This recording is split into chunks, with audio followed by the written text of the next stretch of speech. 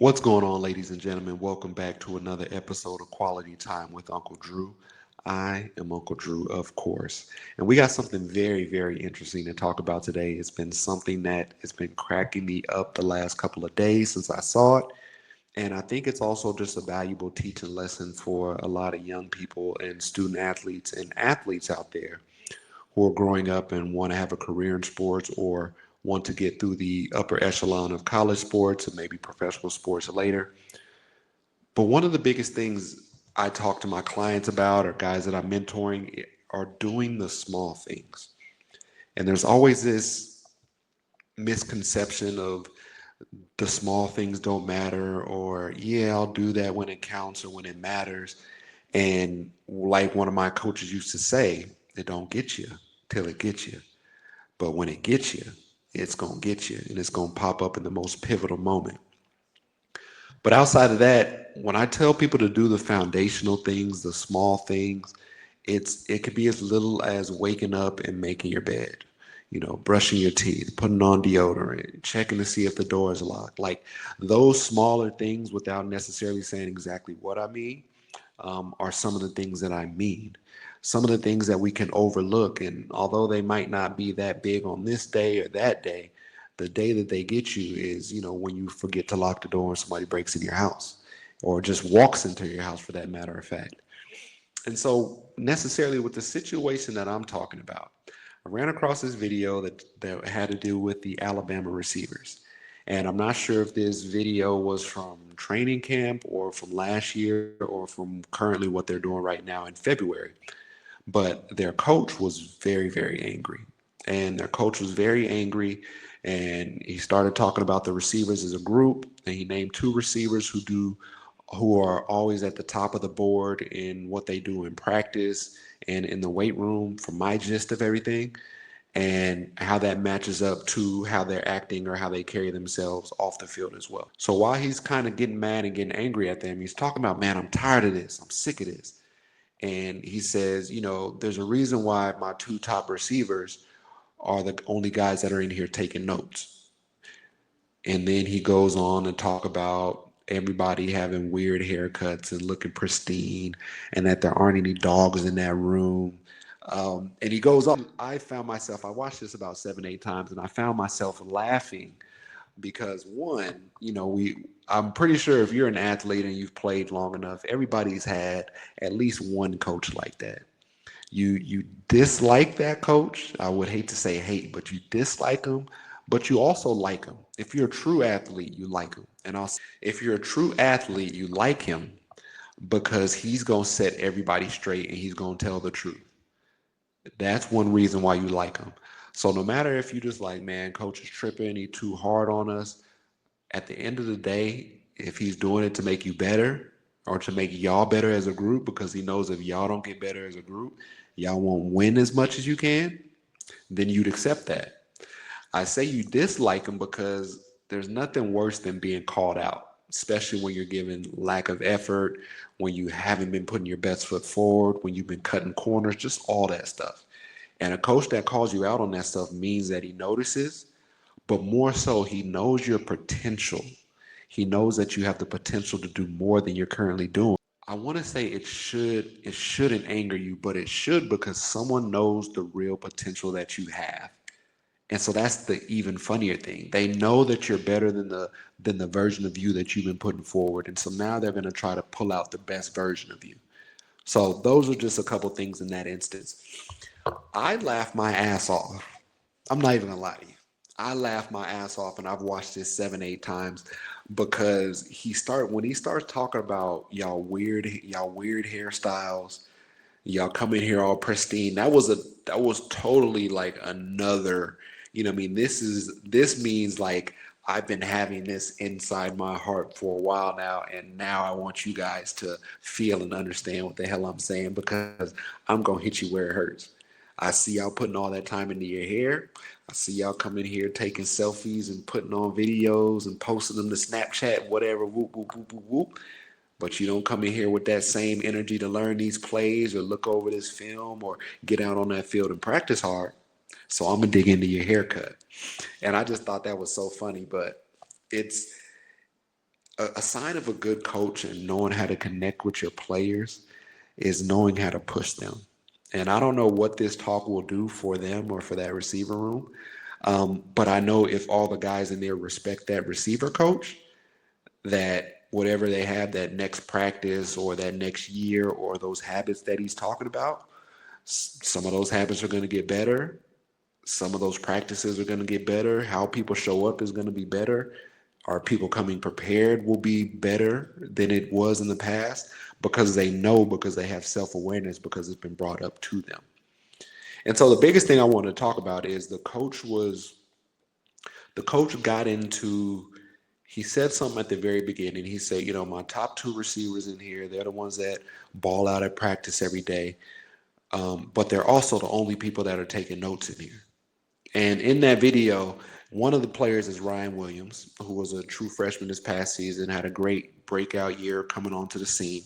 I'm not sure who the second player was, but in that video, both of those players are sitting in like the front part of the video so you can see them actively like writing or having their stuff out. The third person who was on their right, as the coach is saying this about taking notes and having something to write with, this third player reaches down in his backpack, pulls out his notebook and puts it down, opens it, and then starts writing. And that was just funny to me because you have this player who's sitting by these two people who do everything right, and he's not even taking notes. So you have an example of two of the best players in your room that sit right by each other, which is no coincidence either, and that they're taking notes. These are most likely two starters. I don't know who the second dude is, but these are two starters. And so they're literally showing you the blueprint to how you should be in this receiver room, how you should be as a player on the Alabama Crimson Tide. And you have nobody else in there taking notes. Now, I will say this, a lot of players come from a lot of different backgrounds. A lot of different people will put up, or a lot of different people's high schools and coaches or other schools that they came from had different standards, had different levels of excellence and whatever it might be. These players have to learn what the Alabama way is, what the Alabama culture is. And more so than anything, they have to learn how to be professional. And when I say professional athlete, a lot of people think I mean the players that are getting paid a lot of money to play sports at the highest level you can possibly play. And that's not what I mean.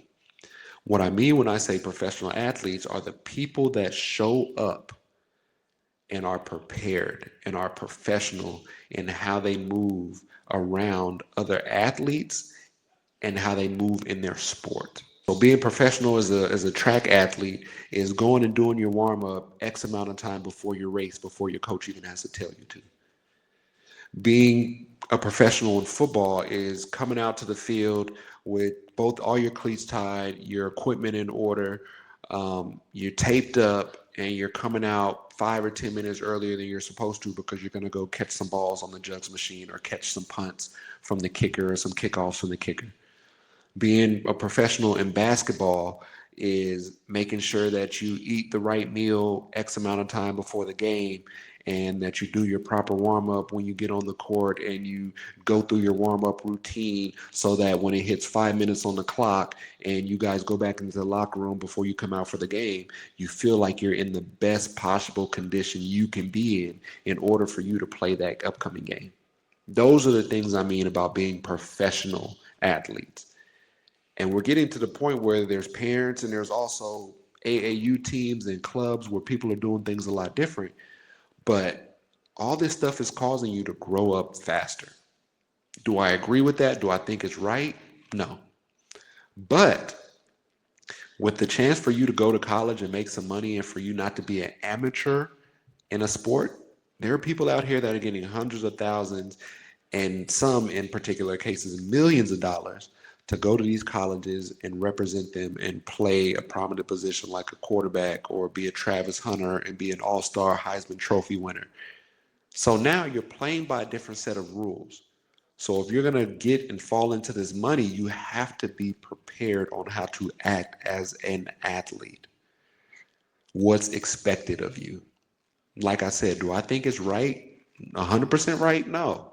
Would I have liked that much pressure on me when I was coming out of school as a 4-star from Denver, Colorado, as a 4-star receiver? No. But I had also been given the right coaches and mentors that I knew how to act and I knew how to operate in spaces where it was going to be important for me to win a starting job and win a starting job at a Division I college and play and have a productive career. Those are things that I knew. And so I'll tell guys this, if you aren't taking notes in the classroom or in your meeting room, you are dead wrong. You're dead wrong because none of us knows everything. Our minds don't have the mental capacity to remember every single thing that somebody says when we're sitting down in a meeting or a classroom for 45 minutes to an hour and a half. We need to have notes to be able to recall what we were being told, the important parts and factors and things of that nature. But more so, it keeps you engaged. It keeps you as an active listener because now you have to listen to the important pieces. And so I'll say, as a person that operates with ADD/ADHD, I'm always writing things down. Anytime I go to a meeting, anytime I was in a meeting as a football player in college, in high school, in the NFL, I would always write down notes. Always. I'd have notebooks full of notes based upon who we're playing that week, what the practice was like that day, what practice is going to be like tomorrow, the adjustments, the corrections, things to look for, plays that had been thrown out, plays that were going to get added in, splits on where I needed to be on the field, um, percent that I needed to do a motion at, ways I needed to run a route, like you name it, it was written in that notebook as a reminder for me because I don't want my coach having to tell me this in the classroom or in the meeting room, then out on the field, then before the game, then during halftime of the game, then going into fourth quarter.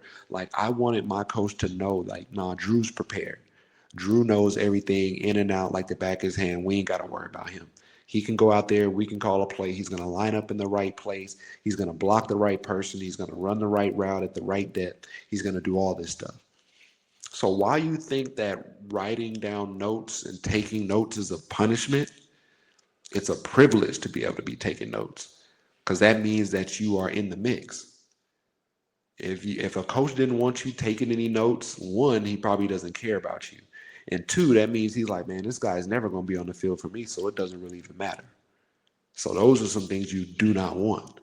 But if a coach is investing in you and telling you what to do and trying to get you, so if a coach is telling you something and trying to keep you engaged and communicating with you in a meeting and trying to get you there as far as, hey, you need to know this stuff. You need to know this stuff. Hey, I can't keep repeating this stuff to you. Sooner or later, they're going to find somebody else that they don't have to push and coddle as hard to be able to do this kind of stuff because playing football at a Division I program or playing football in high school is a privilege. And there's only 1% that go on to the next level. And a lot of that's talent, but some of that stuff is hard work and professionalism as well. When I was playing for the Atlanta Falcons, I had Roddy White and Julio Jones in front of me. And I will never be as great as those guys were on the field with the stuff they were able to do. But one thing I did every meeting was I had to write down notes, whether the coach was talking to me or he was talking to them. And 90% of the time, he was talking to them. But one of the things about coaching, if a coach is talking to one of you, he's talking to all of you. Because that means either somebody's going to be in that same position, whether you're with the ones, the twos, or the threes, or if this person goes down and gets injured, it's the next person up. We're not sitting here going to cross out these plays or throw them out just because this person's not in. Somebody might have to run these plays. And the last thing you want to do is get into a game and say you were not prepared because you didn't get reps of this at practice. In the NFL, the majority of guys that are, 3 deep, 4 deep, 5 deep, they don't get the same reps the ones and twos get because those are the guys that are most likely going to be running those in the game. But they expect you to have knowledge on what you're supposed to do if you get into the game situation because you were at the same practice the first string or the number 1 and 2 wideouts were at. You were in the same meeting room that the first and second wide receiver were in. You heard the same thing the position coach told you to the other wide receivers. So there's no reason for you not to know. And so that's the difference between these levels when you start to get higher.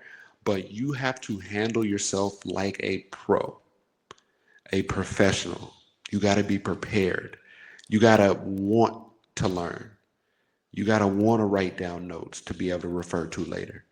If you don't want to do those things as an athlete, and even in the real world, like those are some things that pop up in the real world too. You walk into a meeting for work and everybody talks about, oh, I got this idea. Hey, I'll email you at this time. Hey, when is that going to be done? Oh, it'll be done on this date. When can everybody get me the? If you're not writing notes down, you're going to miss something. And when everybody's turned their stuff in and they're just waiting on you and you haven't even started or you're the last person that people are waiting for, it's a bad look on you.